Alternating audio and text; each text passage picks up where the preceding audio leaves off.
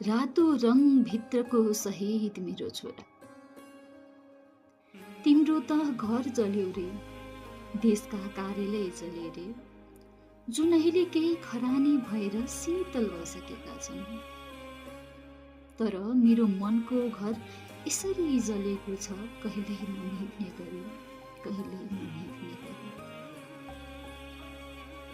भन कुन पानीले निभाउँ यसलाई, कुन शक्तिले फर्काउँ उसलाई, कुन इट्टाले फेरि जोडियो घरलाई, जहाँ बस्न अब न मेरो आत्मा रह्यो, न देशका लागि शहीद मेरो प्राण छोरा, न देशका लागि शहीद मेरो प्राण छोरा। ऊ केवल मेरो मात्र छोरा थिएन, ऊ त नेपाल आमाको छोरा थियो। उसँग न लट्ठी थियो न बन्दुक थियो, मात्र थियो त देश परिवर्तन गर्ने उसको नाङ्गो विश्वास, जसले उसैलाई नै रक्ताम्य बनाइदियो, जसले उसैलाई नै रक्ताम्य बनाइदियो।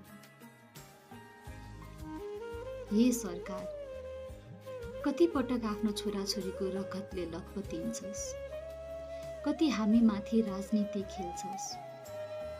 यो झण्डाको रातो रङले कि वीरताको नाममा रगत मात्र झल्काएको हो त? यो झण्डाको रातो रङले कि वीरताको नाममा रगत मात्र झल्काएको हो त? बिनाको उसको घर अब जङ्गल बनेको छ, जहाँ उसका बुवा आमा पागल जनावर चाहिँ भएका छन्। आँखा खोलेर पनि संसार देखेका छैनन् उनले। उही अन्धो बनेको तिम्रो हत्यारा सरकार जस्तो हो, उही अन्धो बनेको तिम्रो हत्यारा सरकार जस्तो। बाबु, बरु लैजाऊ हामी दुवैलाई तिमीसँग।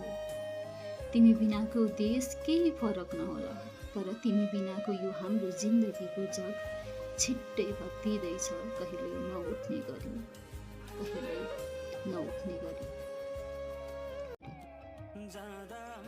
तिम्रो पसिना चाहिएको थियो यो घरलाई र यो देशलाई पनि, तर तिमी आफ्नो शरीर खोक्रो परिवर्तनको लागि सुम्पिएर गयौ, कहिल्यै नफर्किने गरी, कहिल्यै नफर्किने गरी। यदि परिवर्तनको नाम यति मात्र हो भने तिमी कसको लागि आफ्नो कलिलो ज्यान त्यागेका थियौ र हामी कसको विश्वासको आडमा थियौँ? यही विश्वासघाती सरकारको लागि, यही विश्वासघाती सरकारको लागि। ए सरकार, जसलाई छैन कुनै सरकार, देश त जिउँदो रह्यो, तर मेरो छोरा खोइ, देश त जिउँदो रह्यो, तर मेरो छोरा खोइ।